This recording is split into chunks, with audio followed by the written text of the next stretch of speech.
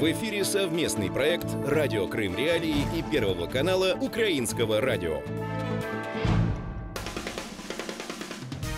Слушайте «Радио Крым Реалии» на средних волнах. Частота 549 кГц в 7:30 утра и днем в 12:10.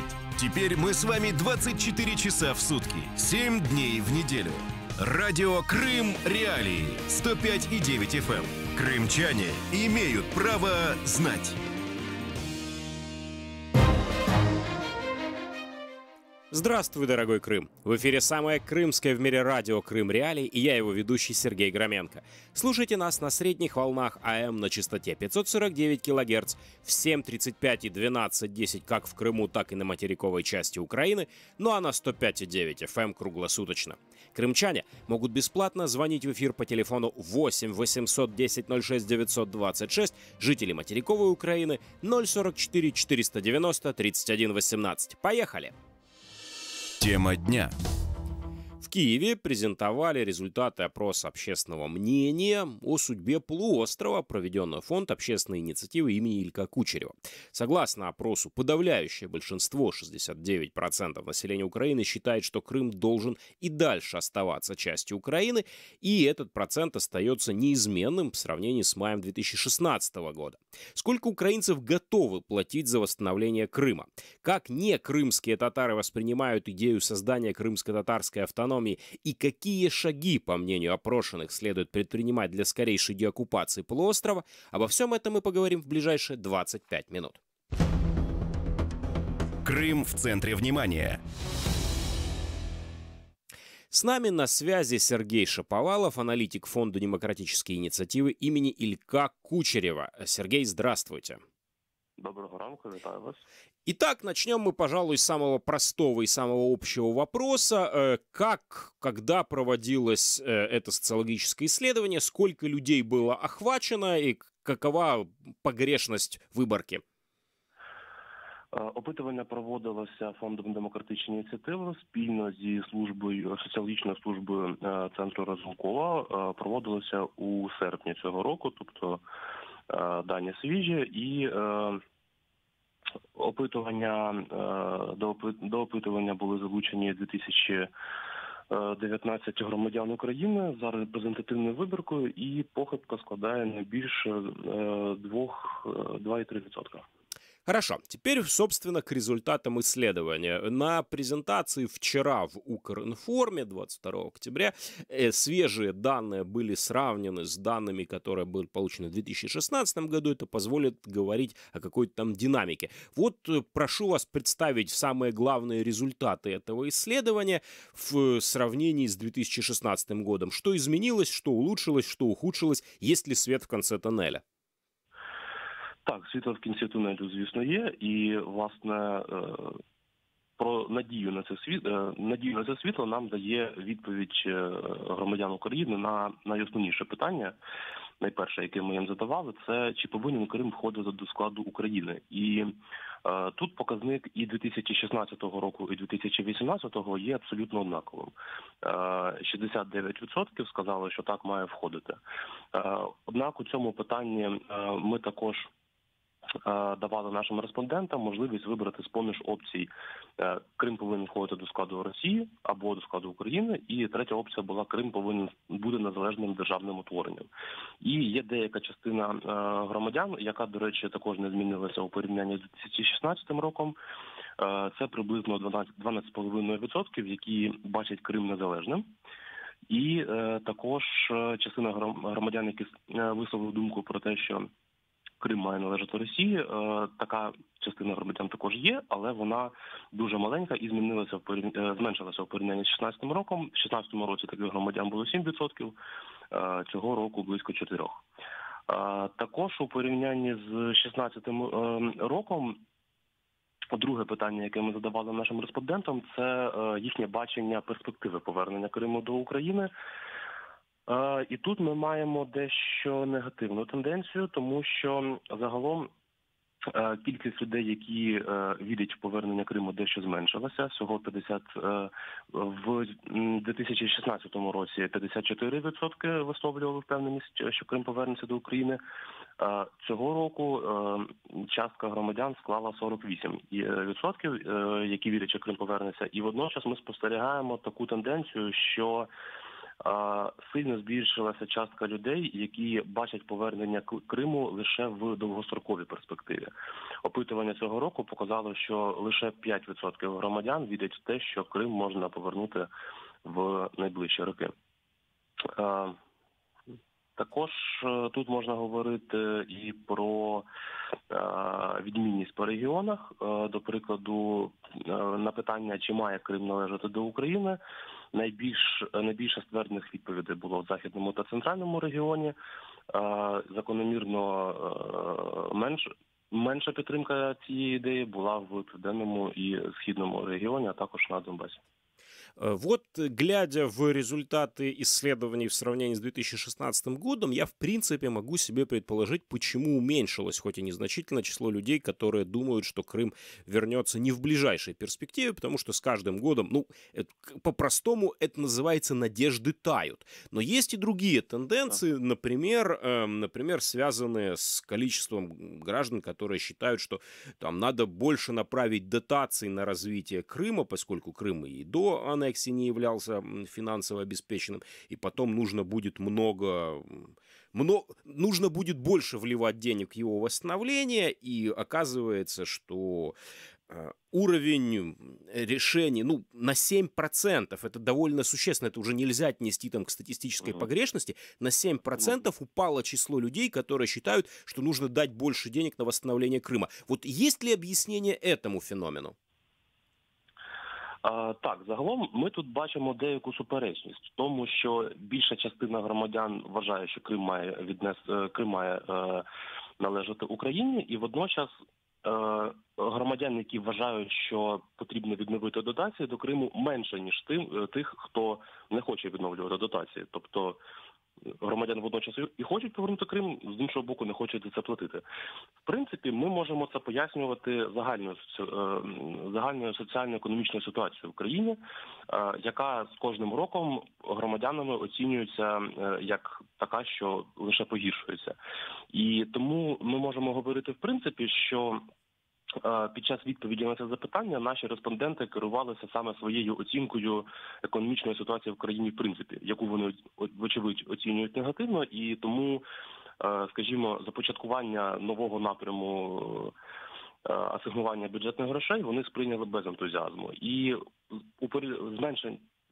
ще більше зменшення готовності українців відновлювати дотації у порівнянні з 2016 роком ми можемо якраз таки пояснювати тим, що економічна ситуація з року в рік громадянами оцінюється ще гірше і гірше, і це також підтверджують соціологічні дослідження, у яких люди говорять, що соціальна напруженість і на повсякденному рівні економічний стан – це те, що турбує їх найбільше. І ми можемо говорити так, що за 2 роки оцінка економічної ситуації в країні громадянами змінилася на ще гіршу, і це також вплинуло і на ось це зменшення на 7% тих громадян, які готові фінансувати Крим. Еще одна довольно примечательная особенность результатов этого исследования – это довольно четкое деление там юг и восток против центра и запада, причем как оказывается, что на западе и в центре больше болеют о судьбе Крыма, чем на юге и востоке, хотя, казалось бы, Крым же ближе к югу и востоку, там же и географическая, и ментальная, простите за слово, связь крепче, а вот тем не менее не так активно болеют за Крым и крымчан на юге и на востоке, чем на центре и на западе. С чем это связано? Тут спершу, так, у нас є таке явище, як суттєві відмінності по регіонах, і що показово, до прикладу, на перше питання, яке ми задавали нашим громадянам про те, кому має належати Крим, на Заході і в центрі відсоток громадян, які сказали, що Крим має належати Україні, дорівнює близько 80%. На сході цей показник склав 41%, на півдні 56%. І, власне кажучи, ми бачимо, що цей показник різниця майже вдвічі, так? Але що цікаво, до прикладу, ми питали також громадян стосовно того, що вони думають про можливий такий собі обмін Криму на Донбас. Мається на увазі те, що Україна, до прикладу, визнає Крим, але в обмін на це Росія виводить свої війська з Донбасу. І більшість наших громадян сказали, що ні, такий варіант не є прийнятним, тому що Крим – це територія України, ми не можемо таким чином, скажімо, віддавати свої території. І тут ми бачимо, що, наприклад, мешканці Півдню сказали, що ні, ми не можемо так робити, бо Крим – це територія України. 50% мешканців Півдня висловили таку думку. І цей показник, наприклад, не відрізняється від показника Західного регіону, де 56% сказали про це. Тобто є деяка різниця, втім, вона не є настільки аж суттєвою. Тому ми бачимо так регіональну тенденцію, хоча вона проявляється не в усіх питаннях, і на півдні, і на сході також думка про єдність України все-таки переважає. Тобто там відносно більшою є частка людей, які висловлюють там альтернативні думки, але все-таки більшою частиною людей поділяється думка про єдність України. Чим це може пояснюватися? Тим, що, в принципі, це, скажімо, вже так історично склалося, тим, що Захід і Центр – це, якщо говорити так в поняттях електорату, це там більш проукраїнська позиція, прозахідна. На сході України та на півдні дещо більш поширеними є проросійські позиції, і, зокрема, на півдні ми знаємо, що є така ситуація з кримськими чи російськими засобами масової інформації, які віщають в Криму, і також їх сигнал досягає, наприклад, Херсонської області, і думка людей там зазнає також і цього впливу. Тому тут ми бачимо, що українській інформаційній політиці є куди розвиватися. І, по-перше, проводити протидію російській політиці, по-друге, власне кажучи, посилювати проукраинскую просветницкую работу среди громадян. Что ж, огромное вам спасибо за ваше мнение. Напомню нашим слушателям, что это был Сергей Шаповалов, аналитик Фонда демократической инициативы имени Илька Кучерева. До эфира мы связались с украинским политологом Юрием Романенко и попросили его прокомментировать это социологическое исследование. По мнению Романенко, сегодня в Украине нет понимания среди населения многих процессах, связанных с оккупированными территориями, и самый яркий пример – это вопрос принятия крымско-татарской автономии. Давайте его послушаем. Мнение. У населения нет никакого вообще понимания этой ситуации, потому когда они там отвечают на вопрос, нужна ли крымская татарская автономия, то 50% почти сказали там в той или иной степени, что нужна, там 12 или 15%, что нужна, еще процентов 30 с копейками, что скорее нужна, чем не нужна. То есть я сразу задаю себе вопрос, вообще о чем думают эти люди, когда вот таким образом отвечают, учитывая, что у нас есть проблема с венграми, с румынами, с русскоязычным населением, уже есть тоже, это уже нужно прямо говорить. И, соответственно, если завтра появится от Петра Алексеевича инициатива с крымско-татарской автономией, то отдают ли они себе отчет, вот эти все люди, которые давали позитивные ответы, какие будут последствия для них персонально, когда у нас начнется парад автономии? Сегодня Украина относительно Крыма ведет бестолковую, не очень системную, без какой-либо стратегической повестки политику. И вопрос Крыма, он будет решаться скорее в общемировом контексте и того, что будет происходить в самой России, чем зависит от самой Украины. Мнение. Это был украинский политолог Юрий Романенко. Если вы что-то упустили, заходите на сайт Крым Реалии, читайте наши материалы, пишите нам в Твиттере, в Фейсбук, предлагайте свои темы программ, а мы вернемся в эфир буквально через несколько секунд.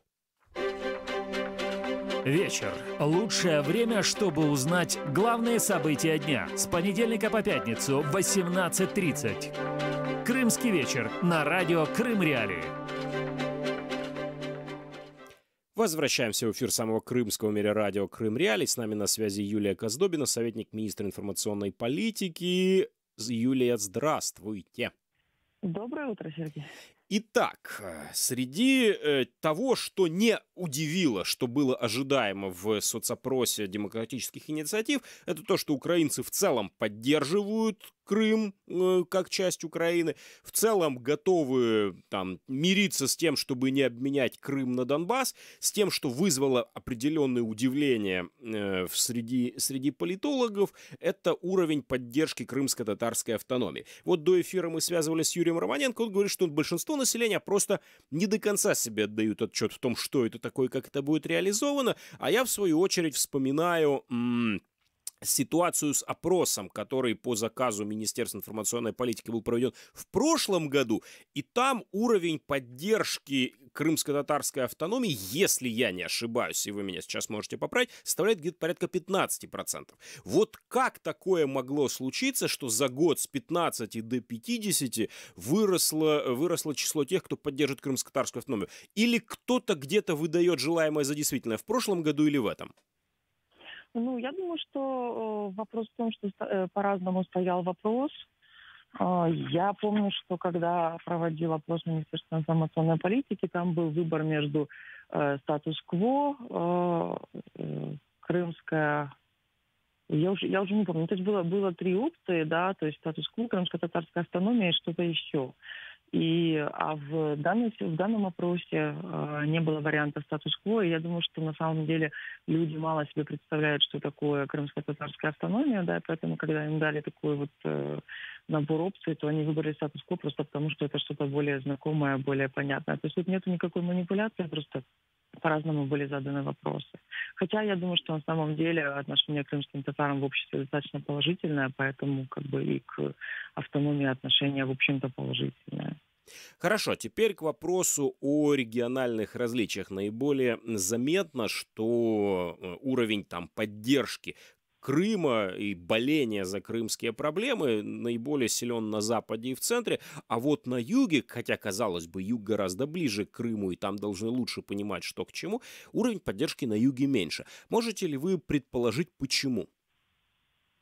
Ну, я думаю, здесь вопрос, конечно же, информационного влияния России, да, то есть Запад и вообще расположенности к России. Запад всегда был более антироссийским, более таким националистическим, да, и к тому, что у нас отобрали кусок территории, относится очень отрицательно, в то время как на юге все-таки больше людей, которые настроены пророссийски, поэтому, в общем-то, я думаю, что, наверное, это объясняет разницу. Можете ли вы сказать, что результаты исследования 2018 года являются более оптимистическими в сравнении с результатами исследований 2016 года? Мы видим, что главный процент тех, кто там выступает за украинский Крым, не изменился, но число людей, которые, например, хотят платить, он падает, причем на 7%. Ну, я думаю, что нельзя говорить, что они более оптимистические. Я думаю, что они, наверное, все же более реалистические, да. То есть я бы обратила внимание на цифру, которая выросла, тех, которые говорят, что возврат Крыма – это долгосрочный проект, да. То есть по поводу того, тех, которые готовы платить, ну, есть ощущение, что у людей стало меньше денег, да, то есть сейчас вот на фоне того, что повышение цен на газ и все прочее, я думаю, что наверняка это тоже влияет на готовность платить. Поэтому этот процесс, он динамический, да, и, в общем-то, я думаю, самое важное все же то, что люди продолжают считать Крым украинской территорией и что поддерживают политику государства, направленную на восстановление суверенитета над этой территорией. Что ж, большое вам спасибо за ваш комментарий. Это была Юлия Коздобина, советник министра информационной политики. А с нами на связи Борис Бабин, постоянный представитель президента Украины в Автономной Республике Крым. Борис, здравствуйте. Доброго ранку. Среди того, что больше всего там выделяется в результатах этого исследования, это там особенное нежелание украинцев платить за восстановление Крыма. Кроме того, некоторые эксперты наши, в частности, вот политолог Юрий Романенко, говорят, что Украина проигрывает стратегическую схватку за Крым. Вот Украина не ожидала, по большей части, что мост через Керченский пролив будет построен. А мост построен. Там украинцы ожидали очень скорой деоккупации Крыма, а она вот не наступает. Вот свидетельствуют ли результаты этого исследования о том, что украинцы разочаровались в идее возвращения Крыма и постепенно махнули на него рукой? Ну, по-перше, ні, не свідчать. Дійсно, є певна зміна ставлення. Менше стає людей, які розраховували на деокупацію Криму у короткостроковий період. Але будемо відвертими, такі сподівання з самого початку були утопічними. На сьогодні є багато факторів, які дозволяють людям розуміти, що на сьогодні є недоліки державної політики, зокрема, з питань Криму, які не пришвидшують деокупацію. Це і млявість координації правоохоронців, доволі фейковий характер окремих утворень з питань Криму державних, а також, звісно, діє закону про вільну економічну зону Крим, який не скасовано, а без нього, звісно, як то кажуть, той щотчик деокупації, він не так швидко й тикає. А щодо питання фінансів, все ж таки, думаю, невірно поставлений акцент. Люди не готові витрачатися не на відновлення Криму, а на постійну дотації в цей регіон. Це різні питання. І, до речі, це одна з ключових тем, про які ніхто насправді всерйоз не спілкується. Бо Крим до війни був дотаційним регіоном. Сьогодні в умовах російської економіки в Криму, яка навіть далі від ринкової, ніж українська, його мілітаризація, і в умовах мілітаризації півострову дотаційність Криму становить за офіційними російськими відомостями навіть 80%. Тобто на сьогодні економіка Криму фактично стала великим фейком. Вона не може існувати без фантастичних федеральних асигнувань. І одним з ключових питань деокупації буде розбудова самодостатньої економіки півострову. І це також виклик, який маємо реалізувати. Бо будь-який дотаційний Крим в майбутньому – це також проблема, яка буде для всієї України. І це, як то кажуть, хлопський розум, він іноді має велику рацію. Ми маємо забезпечити таку систему економічних відносин в Криму, яка буде хоча б виходити на нуль. Це величезний виклик. Ну, к этому вопросу мы обязательно вернемся в будущем, когда он встанет перед нами в полный рост. Сейчас такой вопрос. Большинство крымчан предлагают, вернее, тех украинцев, которые говорят о Крыме, предлагают некоторые проблемы решения. Например, там большинство считает, что нужно упростить процедуру въезда в Крым. Большая часть там считает, что возврат Крыма невозможен военным путем. Двое из экспертов, с которыми мы говорили в начале программы, полагают, что на юге Украины очень сильна антиукраинская российская пропаганда. Вот на основании вот этих мнений, которые выражены в соцопросе, можно скорректировать украинскую государственную политику по отношению к Крыму. А вот, кстати, да, 50% не против, по крайней мере, крымско-татарской автономии. Вот из всего этого можно сделать вывод, что украинская государственная политика на основании этих вопросов, ответов на эти вопросы будет изменяться? Или соцопросы одно, государственная політика друге? Насправді, ці соцопитування повністю підтверджують ті тези, які представництво президента вже рік висуває. На жаль, не всі органи прислуховуються до тих тез, на жаль. Щодо пересування в Крим та з Криму, на сьогодні для громадян України воно максимально ліберально. І коли значна кількість осіб, особливо на півдні України, бачить цьому проблему, це насправді означає відсутність логістики. Це означає відсутність легальних перевезень з пунктів в'їзду-виїзду до відповідних хабів, до Херсону, до Новоолексіївки. Саме це, як на мене, люди втілюють цю позицію, що слід спростити в'їзд в Крим. Не паспортний контроль спростити, а спростити можливість потрапити на півострів. Бо коли у нас вже 5-й рік нема легальних перевізників, але лише чорний бізнес, на якому дуже добре заробляють окремі посадові особи рівня району та регіону, ну тут, вибачте, дійсно люди будуть незадоволеними. Щодо питань інформаційної політики, так, бо на сьогодні у нас майже третина Херсонщини покрита не українським мовленням, а російським. Ми, то знаєте, самі собі звітуємо про наші чергові успіхи в мовленні на Крим, але реальність вона трохи інша. І це також ставлять дані соцопитування. Коли в окремих місцевостях Херсонщини з усіх телеканалів найкраще можна побачити телеканал «Звізда», вибачте, про яку інформаційну політику чи національну безпеку далі можна серйозно розмовляти. І це ми бачимо в результатах соцопитування. Щодо кримсько-татарської автономії, то Конституційна комісія працює і знов-таки це верховна державна влада. Ніхто ж не заперечує ці питання ні на рівні президента, ні на рівні інших уповноважених структур. Что ж, огромное вам спасибо за ваш комментарий. Это был Борис Бабин, постоянный представитель президента Украины в Крыму. Это радио «Крым Реалии». У микрофона для вас работал Сергей Громенко. Ни в коем случае не переключайтесь. После короткой паузы мы вновь вернемся в эфир.